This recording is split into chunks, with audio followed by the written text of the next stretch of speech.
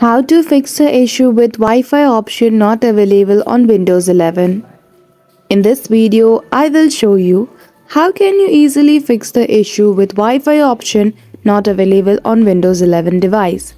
So without any delay, let's get into it. For that, firstly you need to head towards Start menu and in its search bar, simply type Settings.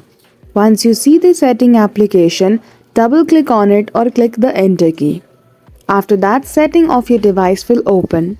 Once setting application open, from the left hand side menu, you need to choose the option of System.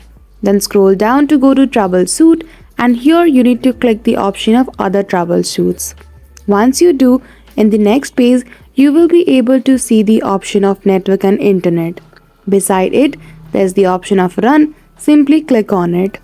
After that, you will be able to see a window which will suggest you ways to fix the issue with network.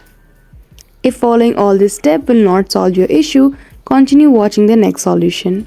After that, go to the Start menu, right click on it and then click on Device Manager. After that, the window of Device Manager will open where you need to choose the option of Network Adapter. Once you find Network Adapter, simply double click on it and find your adapter. Once you do, right click on it and then you will be able to see the option of Disable. If the disabling of network adapter does not fix your issue, simply enable it and then you need to choose the option of Update driver. So that's it. Just by following this simple step, you will be able to fix the issue with Wi-Fi option not available on your Windows 11 device.